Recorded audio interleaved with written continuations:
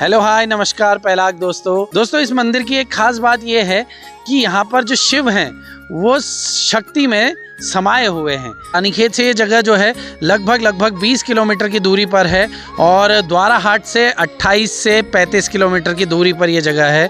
हम तो जब से पैदा हुए तब से देखते आ रहे हैं। अच्छा। और हमारे पिताजी भी यही बताते थे और पिताजी कहते थे कि हमारे बुबू जी ने भी ऐसे ही देखा है। अच्छा। तो यहाँ पर पहले दीवार हुआ करती थी जी। उस दीवार से इसको पकड़ करके झूला झूलते थे। अच्छा। अपने यहाँ जो है शक्ति ऊपर है और लिंग नीचे है, शक्ति में समाहित है। पहाड़ में शराब की नदियां बह रही हैं और जुए के पेड़ लग रहे हैं। सभी दर्शकों से कहना चाहूँगा कि आप दोस्तों लगातार हमारी वीडियोस देख रहे हैं और हमें ये चीज़ डेटा के जरिए पता भी चलती है, लेकिन मैं ये देख रहा हूँ कि जो हमारे व्यूअर हैं वो हमारे चैनल को सब्सक्राइब नहीं कर रहे हैं, फॉलो नहीं कर रहे हैं।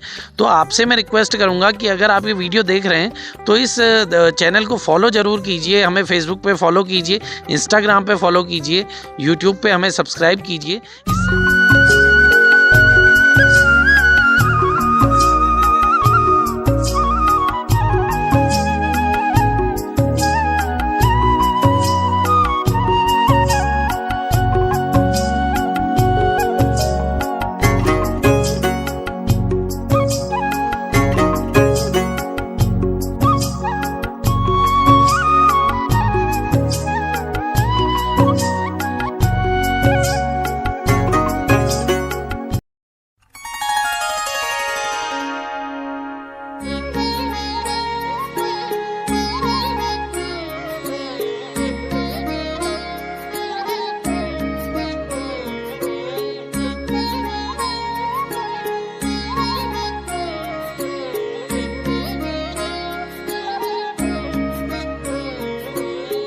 हेलो हाय नमस्कार पहलाग दोस्तों, मेरा नाम है नीरज सिंह फरत्याल और आप सभी का स्वागत करता हूं सफ़रनामा के आज के खास एपिसोड में, जिसमें कि हम जा रहे हैं सिलोर महादेव मंदिर में। दोस्तों इस मंदिर की एक खास बात यह है कि यहाँ पर जो शिव हैं वो शक्ति में समाये हुए हैं। तो शिवलिंग आपने हमेशा देखा होगा कि शक्ति के ऊपर कहीं ना कहीं शिवलिंग विराजमान है, लेकिन इस मंदिर की खास बात यह है कि यहाँ पर जो शिव हैं वो शक्ति में समाये हुए हैं। जी हाँ, मैं बात कर रहा हूँ सिलोर महादेव मंदिर, सिलोर घाटी तिपौला। तो आज तिपौला में हम मौजूद हैं। रानीखेत से ये जगह जो है लगभग 20 किलोमीटर की दूरी पर है और द्वाराहाट से 28 से 35 किलोमीटर की दूरी पर यह जगह है।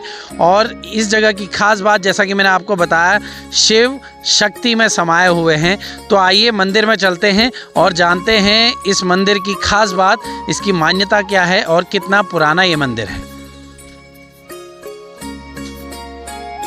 सिलोर महादेव मंदिर 11वीं शताब्दी में बना एक प्राचीन शिव मंदिर है।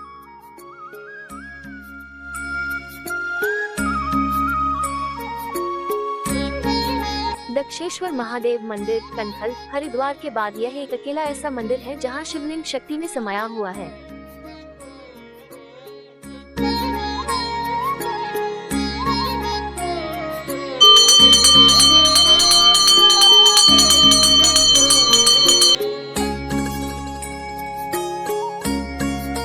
तो दोस्तों आज तारीख है 13 मार्च और हम पहुंचे हैं ग्राम तिपौला में और इस वक्त मैं बैठा हुआ हूं दक्षेश्वर महादेव सिलोर महादेव मंदिर के प्रांगण में और मेरे साथ मौजूद हैं इस मंदिर कमेटी के प्रबंधक और यहाँ के क्षेत्र पंचायत सदस्य ग्राम पापड़ा के खाती जी नमस्कार आपको और आपका स्वागत करते हैं हम अपनी खास सीरीज सफरनामा में।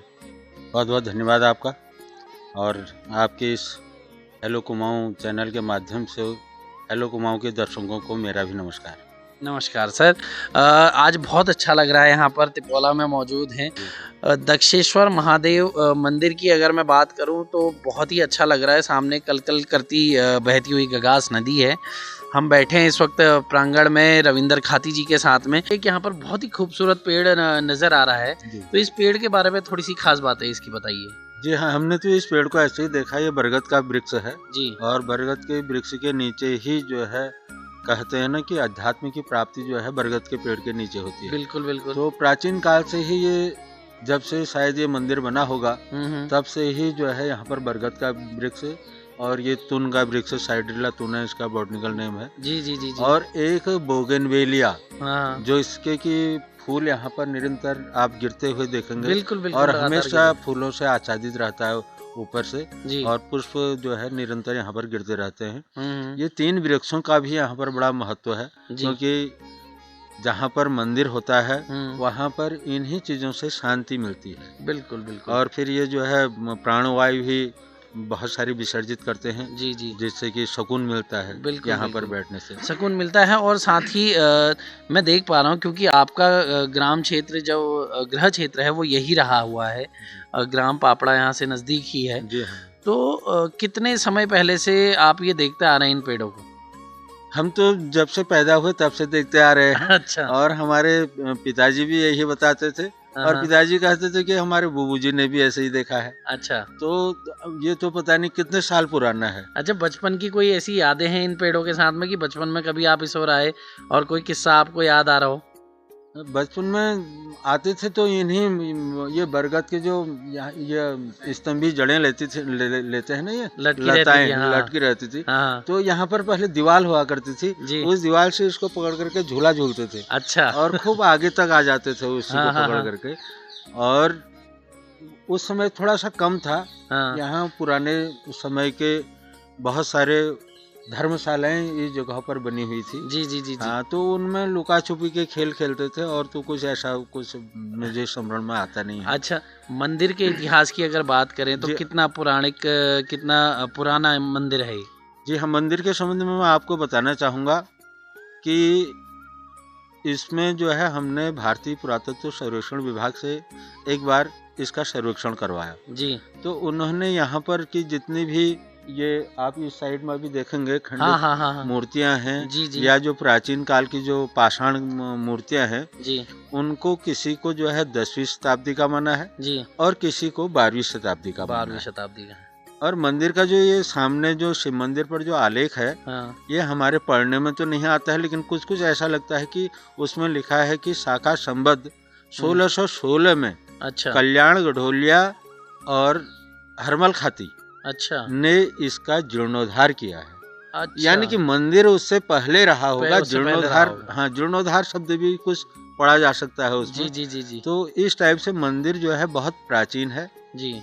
और पहले ये बताया गया है कि ये मंदिर जो है ये पार गगास के पार था। बेलगोलू बोलते हैं ना, जी, बेलगोलू, जी। इसको जगह का नाम भी बेलगोलू बोलते हैं। यहाँ हाँ, बेल हाँ। के छोटे छोटे वृक्ष मिलेंगे आपको, जी। बहुत सारे वृक्ष हैं इसमें बिल्कुल। बेल के। हाँ हाँ तो बेल और गोलू मेरे ख्याल से भगवान शंकर को उस समय कहा गया होगा, जी। तो वहाँ पर ये मंदिर था करके बताते हैं। हम्म। बाद में हमारे जो सनातन पुजारी हैं, जी इनके कोई एक लच्छी कांडपाल उनका नाम था, बहुत पुराने जमाने की बात है, जी। हमको भी किसी के द्वारा बताया गया है। हाँ हाँ तो वह जो थे बिना शिव जी की पूजा पाठ किए और बिना भोग लगाए खुद भोग नहीं पाते थे। अच्छा।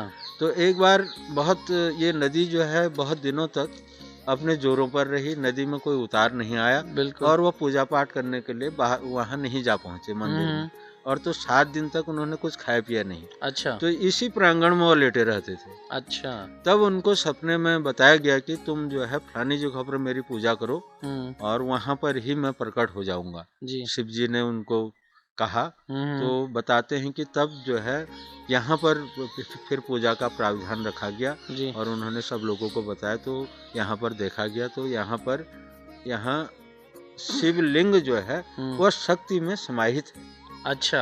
हाँ, बिल्कुल। बहुत जगह उभयलिंग होता है ना। बिल्कुल बिल्कुल। तो लेकिन अपने यहाँ जो है शक्ति ऊपर है और लिंग नीचे है, शक्ति में समाहित है। दक्षेश्वर में भी ऐसे ही है। वहाँ आपके हरिद्वार के कनखल का जो दक्षेश्वर मंदिर जी है, जी जी जी। उसमें भी ये शक्ति ऊपर है और लिंग नीचे है। तो इसी नाम से इसका नाम भी दक्षेश्वर रखा गया जी। और ये यहाँ पर जो गगास है, इसको पुराना नाम इसका गार्गी भी कहते हैं। गार्गी कहते हैं, गार्गी। हाँ, तो ये यहाँ पर उत्तरवाहिनी है। जी। तो उत्तर वाहिनी नहीं तो मतलब पहाड़ों पर या कहीं भी आप देखिए नदियाँ दक्षिण की ओर या पूरब की ओर को बहती है। जी जी जी जी जी जी है नहीं, लेकिन यहाँ पर उत्तर की ओर को बहती है। बिल्कुल बिल्कुल। नहीं तो अक्सर क्या होता है कि उत्तर से नदियाँ निकलती हैं और दक्षिण की ओर को बहती है। बिल्कुल। और दूसरी बात मैं आपको बताऊं कि यहाँ पर जो है सप्तशिलाएं हैं। जी सप्तशिलाओं का मतलब होता है कि आप जो है सप्त सौदा 7 सौदा एक साथ कर सकते हैं। जी अच्छा। हाँ, तो इसको मार्कंडेय पुराण में भी सैलोरंग नाम दिया गया है, वहीं से इसका नाम सिलोर पड़ा हुआ है। अच्छा। इस क्षेत्र का नाम। अच्छा, तो तो ये सैलोरंग पूरे जो क्षेत्र है ये तो पूरा ही सिलोर के नाम हाँ, से ये जाना सिलोर जाता है। महादेव के ही नाम से जाना जाता है। और हमारा जो ये क्षेत्र है जी। ये तल्ला सिलोर के नाम से जाना जाता है। वैसे ये सिलोर हुआ। जी। हमारे सारे जो है मतलब जैसे राशि इंटर कॉलेज है सिलोर महादेव के नाम से। जी हमारा पोस्ट ऑफिस है सिलोर महादेव के नाम से। जी मातृ एवं शिशु कल्याण केंद्र है सिलोर महादेव के नाम जी से। जी जी और राजकीय एलोपैथी चिकित्सालय है सिलोर महादेव के नाम से। तो सारी चीजें इसी महादेव के ही नाम से हमारे यहाँ पर प्रचलित हुई है और धीरे धीरे उनका जो नामकरण है वो उसी प्रकार से हाँ, होता उसी गया। प्रकार से होता गया। एक चीज़ यहाँ पे खाती जी हम देख रहे थे कि पिछले कई सालों से आप यहाँ पर महाशिवरात्रि का जो मेला है उसका आयोजन कराते रहे हैं। आपकी ओर से इसका लगातार जो आगे कार्यक्रम है ये चलता जा रहा है। इसके बारे में बताइए, इस मेले के बारे में कि इसकी शुरुआत कैसे हुई। जी हाँ, ऐसा है कि पहले तो बहुत पहले हमने बचपन में देखा कि यहाँ पर बहुत बड़ा मेला लगता था। जी। एक तो गंगा दशहरे का मेला लगता था जी जो कि गर्मियों में आता है। जी। वह रात को वह मेला होता था और हमारे यहाँ दूर दूर से हमारे गाँव से और इधर ये दुरहाट के इन क्षेत्रों से यहाँ पर नगाड़े आते थे। करीब करीब 15-16 जोड़े के नगाड़े यहाँ पर हो जाते थे, उनको डेरे आवंटित थे यहाँ पर। अच्छा। तो उसके बाद जो है फिर शिवरात्रि का मेला तो हमने देखा ही देखा, रोज ही होता था। श्रद्धालु लोग आते थे, जल चढ़ाते थे और इधर दुकानें भी लगती थी बच्चों के लिए। जी। और वह जो दशहरे का गंगा दशहरे का मेला होता था उसमें तो बड़े बड़े प्रतिष्ठान आते थे, रामनगर से बनिए आते थे उसमें। अच्छा। हाँ, और क्या नाम लेते हैं, व्यापार भी होता था, गाय बच्चों का भी व्यापार होता था। लेकिन वो चीज़ें धीरे धीरे करके कम होते गई। जी। तो हमने ये सोचा कि अपनी जो है हम संस्कृति और अपनी प्राचीनता को, अपनी सांस्कृतिक विरासतों को बचाए रखने के लिए जो है इनका जो है पुनर्जागरण हमने करने की कोशिश की। बिल्कुल। और मुझे लगता है देखिए ऐसे मेलों से लगातार ना ही सिर्फ हमारी संस्कृति को एक उत्साहन मिलता है, प्रोत्साहन मिलता है, बल्कि जो आसपास का हमारा क्षेत्र है जहाँ पे अगर यहाँ पर अगर बड़ा मेला लगता है तो सबसे पहली चीज़ ये होती है कि बच्चों के लिए एक कुछ मनोरंजन के साधन हमारे आ जाते हैं, या फिर एक दिन पूरा घूम लेते हैं मेला, तो उन्हें भी कहीं ना कहीं अच्छा लगता है। हमारे जो व्यापारी भाई हैं वो वहाँ पर दुकान लगाते हैं और मेले में, मेला आयोजित होने पे जो आसपास के गांव क्षेत्र से निकलकर लोग आते हैं तो वो कहीं ना कहीं उसका लुत्फ़ उठाते हैं, उनका रोजगार बढ़ता है।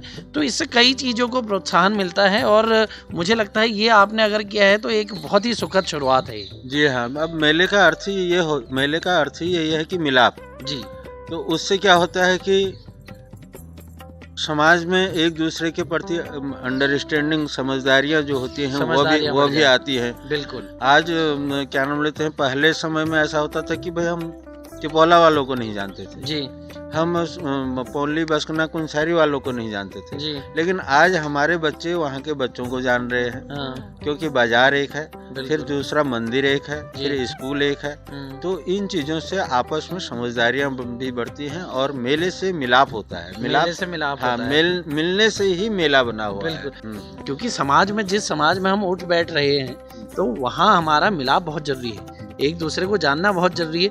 हो सकता है किसी काम में मैं आपके आ जाऊं या मेरे किसी काम में आप मेरे काम आ जाए। तो ऐसे ही कहीं ना कहीं समाज की जो व्यवस्था है वो बनाई गई है और हमें इसी बात को ध्यान में रखते हुए आगे चलना चाहिए। मंदिर के बारे में और क्या खासियत है ये हमें बताइए। यहाँ पर जैसे जब जलाभिषेक किया जाता है ना जी, तो वह जल जब शक्ति में जाता है जी, तो उसके बाद वह जल कहीं बाहर नहीं दिखाई देता। अच्छा।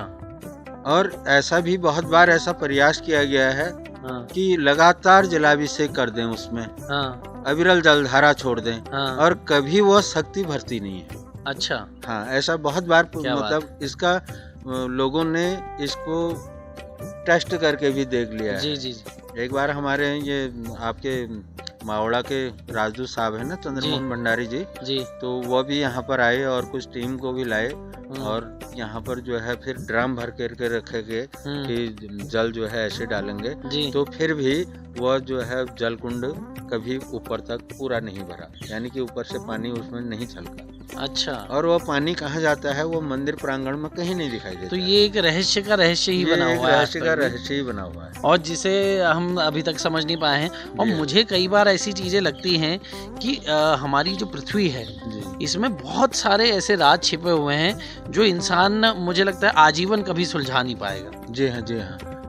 तो ऐसी ही कई राज हमारे आसपास के क्षेत्र में और हमारे आसपास के मंदिरों में छिपे हुए हैं, जो कि अगर हम खोजने की कोशिश भी करें तो भी शायद ये रहस्य हमेशा के लिए रहस्य बने रहें। ये बात हुई हमारी मंदिर के बारे में। थोड़ा सा आपसे जानना चाहूँगा इस पूरे क्षेत्र के बारे में। जैसे कि आपने बताया कि सिलोर महादेव के नाम से ही ये पूरा क्षेत्र, जिसमें कि लगभग आपके कई सारे गांव इसमें सम्मिलित हैं। जैसे आपने नाम लिया इसमें तिपोला का, पोनली का, पापड़ा का, तो कई सारे गांव इसमें सम्मिलित हैं। इस क्षेत्र के बारे में थोड़ा सा हमें बताइए खातिर जी। प्राचीन काल में ये जो क्षेत्र रहा है ये बहुत उपजाऊ क्षेत्र रहा है जी, क्योंकि यहाँ पर कुछ जो है सिंचित जमीनें भी थी जी। लोग अपना नदी से और गधेरों से गुल ला करके अपने खेतों की सिंचाई करते थे जी। आज तो सब सरकार के ऊपर डिपेंड हो गया। और मुझे लगता है कि कहीं ना कहीं इंसान ने कर्म करने बंद कर दिए। वह हो नहीं पा रहा, लेकिन उन दिनों क्या था कि केले के पत्ते लगा करके भी लोग अपने खेतों में पानी ले जाते थे, गुल लगा के, जो साधन नहीं थे। बिल्कुल। तो उस समय ये जमीन बहुत ही उपजाऊ रही जी। और वैसे ही जो है नीचे अभी हमारा एक कुठार सिरा है और इधर को ये जो है नदी के पार का क्षेत्र जो है गाजा और इसमें कुलोला बगड़ है, गाजा है जी। और घिंगाड़ू बगड़ है जी। इन जगहों पर हमने अपने समय में देखा कि भरपूर खेती होती थी। यानी हम ही जब हल जोतने जाते थे तो 3 बार गेहूं की तैयारी करने के लिए 3 बार पहले हल जोते थे, उसके बाद उसमें गेहूं बोते थे जी। तब होता भी था, मेहनत भी करते थे और सिर में उसको ढो करके हम नीचे कुठार हमारे वहाँ से कम 2-2.5 किलोमीटर होगा, तो वहाँ से ढो करके फिर अपने घर गट्ठा ले जाते थे उसका। तो तब अनाज होता था और उसे पुराने समय की और वो रही ना, लोग जो है अच्छी जमीन में उन्होंने अपना मकान नहीं लगाया जी, क्योंकि उस जमीन से उनको 2 दाने खाने के लिए मिलते थे। बिल्कुल। और आप कहीं पर भी देखिए गांव बसे होंगे बिल्कुल पहाड़ पर, और अच्छी जो जमीन होगी वह उन्होंने अपनी खेती के लिए छोड़ी होगी। और उस समय साधन भी वही था, 365 दिनों के लिए आदमी 365 खेत जोतता था कि जिस खेत से थोड़ा दाना निकल जाए भाई, वही हमारा आजीविका थी वही। बिल्कुल। आज जो है कुछ लोगों ने काम करना छोड़ दिया और कुछ जो है मतलब कि जो सुविधाएं मिल जा रही है एकदम से, हर चीज उपलब्ध हो जा रही है, हर चीज उपलब्ध हो जा रही है। और एक आदमी ने मुझसे एक बहुत खास बात बोली थी। उसने कहा कि आज के समय में पहाड़ में शराब की नदियां बह रही हैं और जुए के पेड़ लग रहे हैं, और घर वाले अगर कुछ मांग लेते हैं, घर वाले अगर उसके बच्चे जो हैं या उसकी घरवाली अगर उससे कुछ मांग लेती है कि ऐसा ला दो ऐसा ला दो, तो उसके लिए सर्जिकल स्ट्राइक कर दे रहे हो। तो ऐसा कहीं ना कहीं आज के टाइम में पहाड़ों में ऐसा रवैया हो गया है। वरना मैं जैसा देखता आ रहा हूँ, हम भी पिछले 1-2 घंटे से ये पूरे क्षेत्र में घूम रहे थे, तो बहुत ही सुंदर क्षेत्र है, तलहटी में बसा हुआ क्षेत्र है।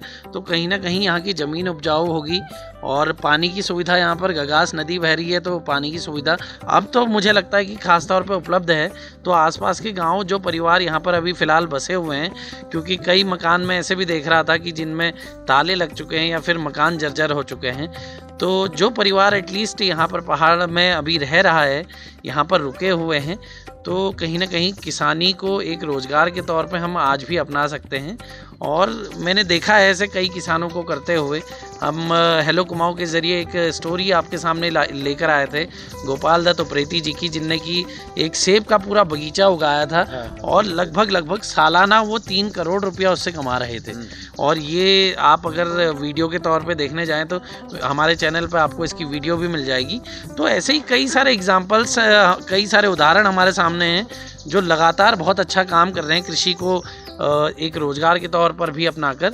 और जो हमारे साथ में दर्शक जुड़े हुए हैं और जो यहाँ पर आसपास के क्षेत्र, आसपास के लोग हमें देख रहे हैं, तो उनसे भी यही रिक्वेस्ट करना चाहूँगा कि बहुत अच्छी लोकेशन में आप रह रहे हैं और इस लोकेशन का, इस जगह का कहीं ना कहीं आप फ़ायदा उठाइए। खाती जी ने हमारे साथ में थे अभी, और खाती जी ने हमें ढेर सारी जानकारी दी इस मंदिर के बारे में, इस क्षेत्र के बारे में। खाती जी, आपका ढेर सारा धन्यवाद। टीम हेलो कुमाऊं के लिए क्या कहना चाहेंगे आप?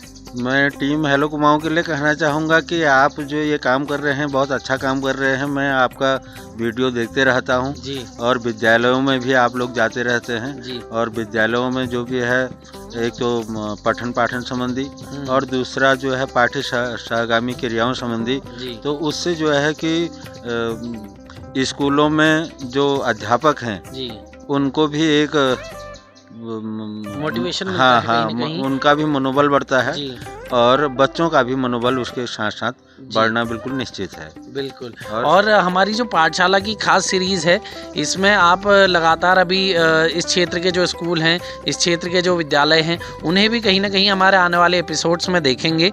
और एक चीज़ जो मैं सभी दर्शकों से कहना चाहूँगा कि आप दोस्तों लगातार हमारी वीडियोस देख रहे हैं और हमें ये चीज़ डेटा के ज़रिए पता भी चलती है, लेकिन मैं ये देख रहा हूँ कि जो हमारे व्यूअर हैं वो हमारे चैनल को सब्सक्राइब नहीं कर रहे हैं, फॉलो नहीं कर रहे हैं। तो आपसे मैं रिक्वेस्ट करूंगा कि अगर आप ये वीडियो देख रहे हैं तो इस चैनल को फॉलो ज़रूर कीजिए। हमें फेसबुक पे फॉलो कीजिए, इंस्टाग्राम पे फॉलो कीजिए, यूट्यूब पे हमें सब्सक्राइब कीजिए। इससे हमारा मनोबल बढ़ता है और हम ऐसे ही और खूबसूरत वीडियोज़ आपके समक्ष लाते हैं। तो खाती जी, आज के लिए आपसे विदा लेंगे, और कोई जानकारी आप हमारे दर्शकों के साथ साझा करना चाहें तो बता सकते हैं। और यहाँ पर एक चीज़ रह गई थी जी, जैसे जो हमारा जो ये शमशान घाट है जी, ये त्रिवेणी संगम यहाँ पर है जी जी जी जी जी, ये देख रहा था मैं। हाँ, एक तो इसको ऋषि गंगा बोलते हैं, ऋषिकन्या। ये वैसे ऊपर ये पैठानी से ऊपर के लोग तो इसको जबगधर बोलते हैं ना जी जी जी। नागार्जुन से निकला हुआ है, बिल्कुल विष्णु पादों से निकला हुआ है नागार्जुन में जी, तो वह इसको देवगधेरा ही बोलते हैं जी। और उसके बाद इसका नाम वैसे ऋषि गंगा भी कहा गया है जी। और इधर से हमारा एक धारा है, अविरल बहते रहता है। हाँ। तो यहाँ पर त्रिवेणी संगम है, त्रिवेणी संगम। हाँ, और बाद में हम लोगों ने जो है यहाँ पर सरकार से मांग करके यहाँ पर टाल भी खुलवा दिया। क्या बात है। हाँ, और तो कहीं ना कहीं क्षेत्र के लिए बहुत ही बेहतरीन कार्य आप कर रहे हैं खाती जी यहाँ पर, और आपकी पूरी टीम, सभी को मैं ढेर सारी बधाइयाँ देना चाहूँगा कि जितना भी सामाजिक कार्य आप यहाँ पर इस क्षेत्र को आगे बढ़ाने के लिए कार्य कर रहे हैं उसकी प्रशंसा करना चाहूँगा। और उम्मीद करता हूँ कि आसपास के जो क्षेत्रवासी हमें देख रहे हैं वो भी कहीं ना कहीं आकर इस टीम से जुड़े और अपने क्षेत्र को आगे लगाने का जो लगातार कार्य हो रहा है उसमें अपनी भागीदारी दें। तो दोस्तों, लगभग पिछले 3 घंटे से हम यहाँ पर मौजूद हैं और बहुत ही मज़ा आया मुझे तो इस जगह में। एक अलग सी शक्ति यहाँ पर है जो कि आपके अंदर एक पॉजिटिव एनर्जी भरती है, कहीं ना कहीं एक ऊर्जा का संचार हमारे अंदर करती है। मेरा तो यहाँ से जाने का मन नहीं कर रहा है, लेकिन आगे आने वाले समय में यहाँ पर मैं पूरा एक दिन और पूरी एक रात यहाँ पर मैं बिताना चाहूँगा, ताकि यहाँ की जो वाइब्स हैं, पॉजिटिव वाइब्स हैं, जो यहाँ की सकारात्मकता है, उस ऊर्जा को कहीं ना कहीं अपने साथ में मैं ले जा पाऊँ। और मेरे साथ में मौजूद हैं अभी हमारे बड़े भाई नवीन प्रकाश जी, जो कि एक समाज सेवक के तौर पर लगातार अपने क्षेत्र में कार्य कर रहे हैं, और टीम हेलो कुमाऊं के भी एक बहुत ही स्ट्रॉन्ग मेंबर हैं। लगभग हमारे जितने भी कार्य रहते हैं, जितनी भी वीडियोस हमें ट्रैवल करना रहता है इधर उधर, तो हमेशा हमारे साथ में और हमेशा हमें सपोर्ट करने के लिए हमारे साथ बने रहते हैं। तो धन्यवाद नवींदा, आप हमारे साथ में टीम हेलो कुमाऊं में ज्वाइन हुए, आपने एज ए मेंबर हमें ज्वाइन किया और आगे हमारे जो कामों से प्रभावित होके हमारे साथ में चलने का आपने निर्णय लिया है। इसके लिए बहुत बहुत शुभकामनाएं और बहुत बहुत धन्यवाद अदा करता हूं आपका मैं। धन्यवाद नीरज भाई, मुझे बड़ी खुशी होती है आप लोगों के साथ ट्रेवल्स करने में और आपका सूट देखने में। और यहाँ पर आप आए तिपोला में, कैसा लगा आपको यहाँ? बहुत बढ़िया फील हुआ यहाँ पे। जो आज हमारे पहाड़ों की संस्कृति विलुप्त होते हुए जा रही है, जो आज हमारे युवक बोलेंगे, नवयुवक बोलेंगे, उनका धर्म के प्रति जो वो है रुझान है वो कम है जी। इसी वजह से हमारा जो ये क्या कहते हैं मठ मंदिरों का जो निर्माण है वो रुका पड़ा है जी। और वो जर्जर स्थिति में है जी।